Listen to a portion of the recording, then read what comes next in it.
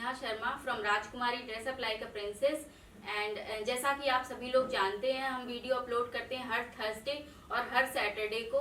तो आज भी मैं आपके लिए एक बहुत ही इम्पोर्टेंट टॉपिक के ऊपर वीडियो लेके आई हूँ। हमारा टॉपिक आज का है कि challenges, what challenges we have faced while growing our business rajkumari.co।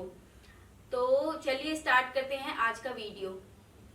जैसा कि आप सभी लोगों को पता है, हमने हमारा बिजनेस जो स्टार्ट किया है वो अपने एक रेंटेड अपार्टमेंट से शुरू किया था।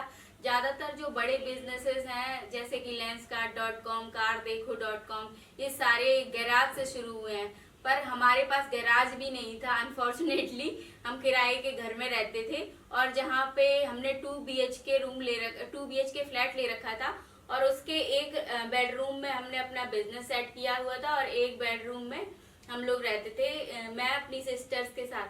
तो गैराज से ना शुरू करके हमने अपने कमरे के एक रूम से शुरू किया और हमारे पास एक ही स्टार्टिंग में एक ही मशीन थी। फिर वहाँ सेक्टर 19 में नोएडा में हम रहते थे, सेकंड फ्लोर पे। हमने इवन जब उस रूम में शिफ्ट किया हमने उस फ्लैट में, तब हमने लैंडलॉर्ड को इन्फॉर्म कर दिया था कि इस तरह से हम अपना बिजनेस घर से कर रहे हैं अभी। और मैं तब फुल टाइम जॉब कर रही थी, पर तनिष्का फुल टाइम बिजनेस देख रही थी। तो उन्होंने कुछ नहीं बोला कि हाँ ठीक है आप लोग स्टार्ट कर सकते हो, कोई दिक्कत नहीं है। फिर धीरे धीरे हमारा उसी फ्लैट में थोड़ा बिजनेस ग्रो करने लगा, हमारे पास ऑर्डर्स आने लगे। तो हमने एक और लेडीज थी उनको हायर किया स्टिचिंग के लिए, बट उनके साथ ये दिक्कत थी कि वो सुबह 7 बजे से स्टार्ट करना चाहती थी काम। उनके बच्चे थे छोटे छोटे, तो वो चाहती थी कि सुबह जब जितनी देर बच्चे 7 बजे से 2 बजे तक स्कूल रहते हैं उतनी देर मैं काम कर लूं और फिर मैं अपने बच्चों को भी देख लूं। तो हमारे पास ज्यादा ऑप्शन नहीं थे, चॉइसेस नहीं थी कारीगरों को हायर करने के लिए, तो हमने उन्हें काम पे रख लिया क्योंकि हमारे घर में हम मेल कारीगर भी नहीं हायर कर सकते थे, बहुत सारे रेस्ट्रिक्शंस थे। तो क्या हुआ, वो आने लगी, पर 7 बजे जब मशीन की आवाजें आने लगी तो लैंडलॉर्ड को बहुत दिक्कत होने लगी। तो पहला चैलेंज यही था हमारे लिए कि हमारे लैंडलॉर्ड ने बोल दिया आखिर एक दिन कि भाई आप यहाँ पे बिजनेस नहीं कर सकते हो, ये बहुत इरिटेट कर रहा है हमें, सुबह सुबह से मशीन की आवाज आती है, हमारी नींद खराब हो जाती है। फिर हमने उनसे 1 महीने का टाइम मांगा और हमने फिर जल्दी से ऑफिस ढूंढा और अब हम लोग इस सेक्टर 10 वाले ऑफिस में तब से अप्रोक्सीमेटली 4 to 5 ईयर्स से हम यहाँ पे फिर शिफ्ट हो गए। तो हमने यहाँ पे बिजनेस अपना सारा सेटअप शिफ्ट कर लिया, बट फिर शुरू हुई हमारा दूसरा चैलेंज हमारी लाइफ का। तो ऑफिस स्पेस तो हमने ले लिया, उसका रेंटल्स भी बढ़ गए, पर बिजनेस तो हमारा वही घर वाला भी आ रहा था, जितने ऑर्डर्स हमारे पास आ रहे थे। तो नेक्स्ट चैलेंज जो आया वो फाइनेंस मैनेज करने का आया ना, क्योंकि ये कम्प्लीटली बूट स्ट्रैप्ड बिजनेस है, हमें कहीं से फंडिंग तो मिली नहीं है। तो अब फाइनेंस कैसे मैनेज करें, तो अपने फैमिली मेंबर्स से, अपने फ्रेंड्स से हमने कुछ मनी बोरो करा और हमने किसी तरह से इसको अपने फाइनेंशियल चैलेंजेस को फेस करते हुए हमने आगे ग्रो करने का सोचा। और हमने फिर जब यहाँ पे इतना बड़ा स्पेस ले लिया था तो कुछ हमने फिर कारीगर भी और हायर कर लिए। तो ऑर्डर्स सेल्स तो मतलब उतनी नहीं बढ़ी थी, बट हमारे एक्सपेंसेस बढ़ गए थे। थोड़े दिन हमने लॉस में भी फिर चलाया अपना बिजनेस।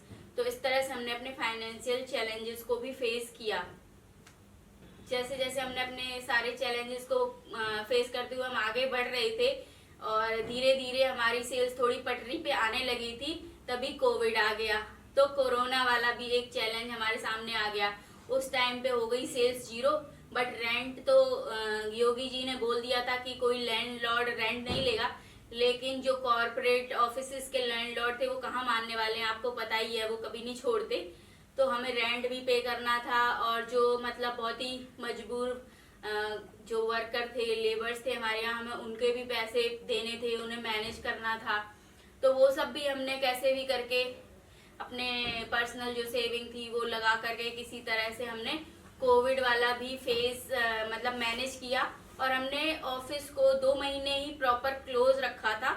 लॉकडाउन जैसे मतलब पार्शियली लॉकडाउन ओपन हुआ, हमने भी अपनी वर्कशॉप स्टार्ट कर ली थी, बट हाँ लोग ऑर्डर नहीं कर रहे थे, लेकिन हमने कुछ करके मतलब सर्वाइवल के लिए हमने स्टार्ट कर लिया बिजनेस को, कि आगे देखी जाएगी, ऑफिस जाना शुरू कर दिया। और वो बहुत ही मतलब स्केरी फेज था और उस समय आना ऑफिस में और काम करवाना, क्योंकि कोविड मतलब वायरस हर जगह था और हम कभी भी इन्फेक्टेड हो सकते थे। लेकिन फिर भी हमें अपने इन्फेक्शन से ज़्यादा हमें बिजनेस की भी बहुत चिंता थी कि हमें आगे तो बढ़ना ही है।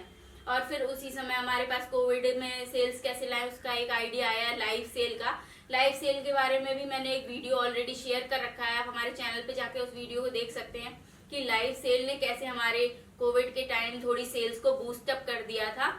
तो वो मैं लिंक भी दे दूंगी इस वीडियो में, आप वो वीडियो चेक कर सकते हैं उसके लिए। तो इस तरह से हमने कोविड वाली फेज में थोड़ा थोड़ा सा ग्रो करना स्टार्ट कर अपने बिजनेस को मतलब पटरी पे लाना फिर से शुरू किया।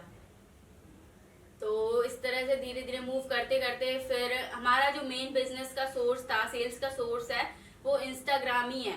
शुरू में हमारी जो पोस्ट थी उनपे बहुत अच्छी रीच आती थी, एक एक पोस्ट पे 10-10 हजार लाइक्स आ रहे थे।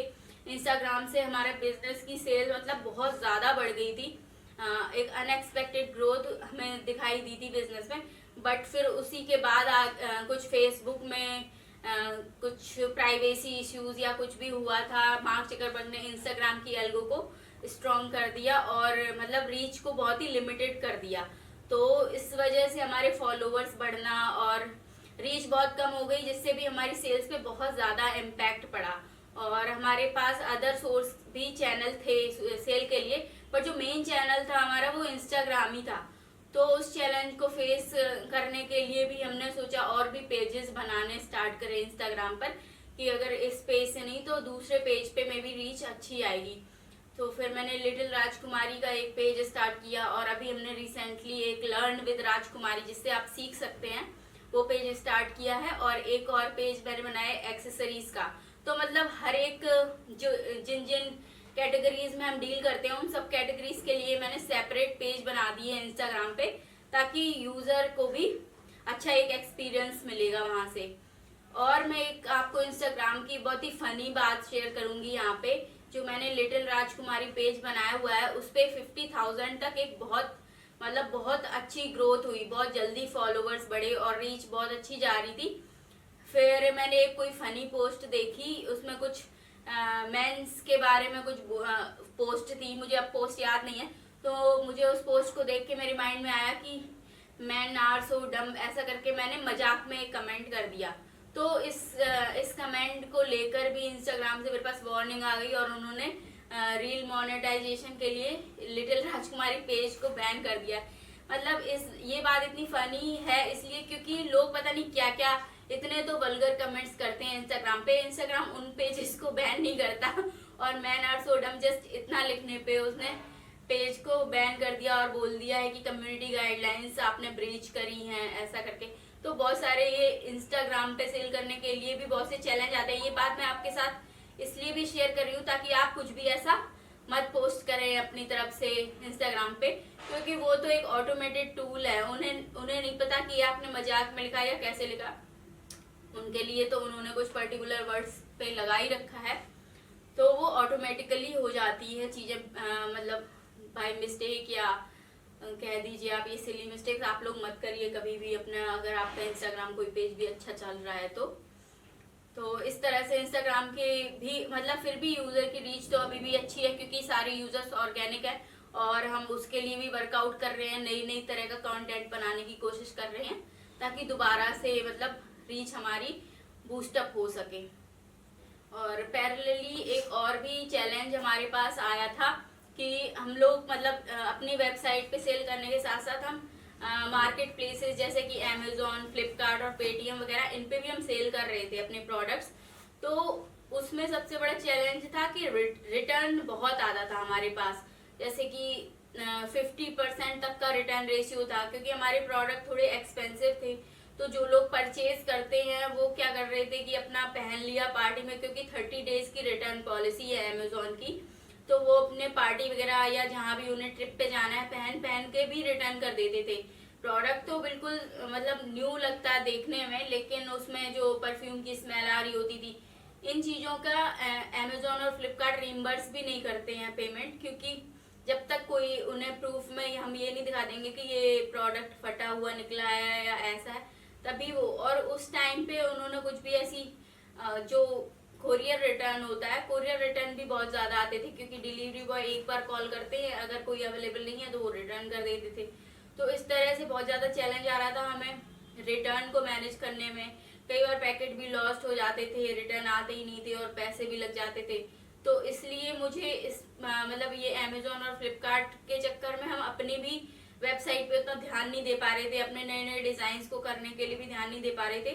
तो मैंने इमीडिएट एक एक्शन लिया और मैंने अमेजोन और फ्लिपकार्ट और पेटीएम सभी मार्केट प्लेसेस से हमने अपने प्रोडक्ट्स को हटा दिया, और हमने डिसाइड किया कि हम सिर्फ अब अपनी वेबसाइट पे ही सेल करेंगे प्रोडक्ट्स, और अपनी टर्म्स एंड कंडीशंस के अकॉर्डिंग ही हम रिटर्न पॉलिसी बनाएंगे, ताकि अगर जेन्युइन प्रॉब्लम है बहुत कस्टमर की तो फिर हम लोग रिटर्न एक्सेप्ट करेंगे, एक्सचेंज करेंगे। ऐसा नहीं, हम बहुत रिजिड नहीं है रिटर्न और एक्सचेंज को लेकर के, बट हम लोग रिटर्न कस्टमर की पूरी प्रॉब्लम अंडरस्टैंड करने के बाद हम रिटर्न और एक्सचेंज एक्सेप्ट करते हैं, और विद इन 10 डेज प्रोडक्ट हमारे पास रिटर्न आना चाहिए। तो ये सब हमने टर्म्स पॉलिसीज अपनी बना रखी हैं, और उन पॉलिसी के बेस पे ऑर्डर्स का रिटर्न वगैरह मैनेज होता है। और एक हमारे साथ मतलब पैरेलल बिजनेस करते करते बीच में एक दो और चैलेंज आए छोटे छोटे, जैसे कि राइट कुरियर पार्टनर चूज करना। स्टार्टिंग में जब हमने बिजनेस स्टार्ट किया तो हमने picker.co करके एक कंपनी, तब नया स्टार्टअप वो भी था कुरियर का, उस टाइम उनकी कुरियर सर्विस बहुत अच्छी नहीं थी, तो मैंने उससे स्टार्ट किया। तो बहुत चैलेंजेस आ रहे थे, कभी कुरियर डिलीवर हो रहा था, नहीं हो रहा था, ट्रैकिंग की प्रॉब्लम थी। तो फिर पिकर जो कंपनी थी वो थर्ड पार्टी डिलीवरी की सर्विसेज यूज करती थी, तो मैंने सोचा जब ये डिलीवरी से करें तो क्यों ना मैं डायरेक्ट डिलीवरी से ही कर लूँ। तो उस तरह से मेरे दिमाग में आइडिया है, फिर मैंने मेल वगैरह किया और अपना कुरियर पार्टनर डिलीवरी को बना लिया, मतलब उसके एपीआईज को हमने फिर अपनी वेबसाइट पे इंटीग्रेट कराया, और अब तो डिलीवरी की सर्विसेज काफ़ी ज़्यादा इम्प्रूव हो गई हैं। हमें अभी कोई भी मतलब बहुत ही 1 या 2% हमें इश्यूज आते हैं कुरियर में, अदरवाइज बहुत टाइमली एक्सप्रेस सर्विस हम लोग यूज़ कर रहे हैं डिलीवरी की। तो मैक्सिमम 3-4 डेज में वो कुरियर डिलीवर कर देते हैं किसी इंडिया में किसी भी प्लेस पर। तो मैं डिलीवरी की सर्विस से काफ़ी सेटिस्फाइड हूँ। इस तरह से हमने ये कुरियर लॉजिस्टिक पार्टनर को चूज करने का चैलेंज भी अपना सॉर्ट आउट कर लिया। तो इस तरह से 4 से 5 सालों तक बिजनेस करते करते बहुत सारे चैलेंजेस आए, जिनमें से एक ये भी था कि फोटो शूट कैसे कराएं हम अपने प्रोडक्ट्स का, क्योंकि हम ऑनलाइन सेल करें तो फोटो शूट भी बहुत बड़ा चैलेंज था हमारे लिए, क्योंकि हमारे पास कोई स्टूडियो नहीं था जहाँ पे हम फोटो कर सकें। तो हमें पॉलीथिन में भर भर के कपड़े कभी घर ले जाने पड़ते थे ऑफिस से, कभी हम कहीं स्पेस देखते थे कि यहाँ पे करवा ले, कभी हम पार्क में फोटो शूट कराने जाते थे तो वहाँ पे चेंज करने की बहुत दिक्कत होती थी, कभी हमें ऑफिस भी करना है और हमें फोटो शूट भी करना है तो हम लोग 5 बजे उठ के फोटो शूट कराने के लिए पार्क में चले जाते थे। तो बहुत मतलब फोटो खींचने के लिए और उसमें बहुत हमने एफर्ट्स किए, बहुत ज़्यादा मेहनत करी। तो फिर जब फंड हुए तो फिर हमने अपना एक छोटा सा स्टूडियो सेटअप कर लिया, ताकि हम कहीं इधर उधर हमें भागना ना पड़े, हम अपना इजीली मतलब फ़ोटो शूट वगैरह कर सकें। तो अभी हम लोग काफ़ी यूज़ कर लेते हैं इस स्टूडियो को, कई चीज़ों में यूज़ आ जाता है। तो इस तरह से हमने उस चैलेंज को भी सॉर्ट कर लिया।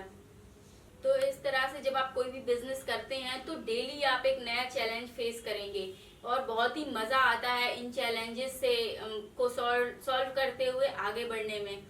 तो जब हम अपना बिजनेस करते हैं तो हमें कोई भी प्रॉब्लम से हम दुखी होके बैठ नहीं जाते, हम उसका कुछ ना कुछ सॉल्यूशन ढूंढने की कोशिश करते हैं। तो ये तो कुछ बहुत ही मेजर चैलेंजेस थे जो मैंने आप लोगों के साथ शेयर करे हैं इस वीडियो में। ऐसे ही ना जाने कितने चैलेंजेस रोज आते हैं हमारे पास, और हम उनको कुछ ना कुछ हल निकालते हैं। कभी कोई कस्टमर की कंप्लेन आती है, कभी किसी कारीगर की कंप्लेन आती है, कभी कुछ, रोज नया नया हमें सीखने को मिलता है, पीपल मैनेज करने को मिलता है, नई नई सीख मिलती है रोज। तो मुझे बहुत मज़ा आता है लोगों के साथ डील करने में, नए नए लोगों से मिलने में, और चीज़ों को सीखने में, और उनको अपने बिजनेस के साथ करने में, आगे बढ़ने में। तो आप भी अगर कोई बिजनेस कर रहे हो और आपके पास कोई भी मुसीबत आती है, कोई चैलेंज आता है, तो उससे डरिए मत, क्योंकि अगर कोई प्रॉब्लम है तो उसका सॉल्यूशन कहीं ना कहीं जरूर होगा। तो बस आप सॉल्यूशन की तरफ फोकस रखिए कि हाँ ये, क्योंकि problems are the part of life. अगर प्रॉब्लम ही नहीं आएंगी तो लाइफ का कोई मतलब नहीं है। तो प्रॉब्लम से डरिए मत, उनको सॉल्व करने का, उनको फेस करने का जज्बा अपने आप में रखिए और इसी तरह से अपने बिजनेस में और अपनी लाइफ में आगे बढ़ते रहिए। इस तरह से सारे चैलेंजेस को फेस करो और आगे बढ़ो। तो thank you for watching our videos and please do like all the videos of our YouTube channel and share this video as much as possible with your friends who want to start their businesses. Maybe this video can help them, and please like and comment on this video. Thanks for watching. Rajkumari.co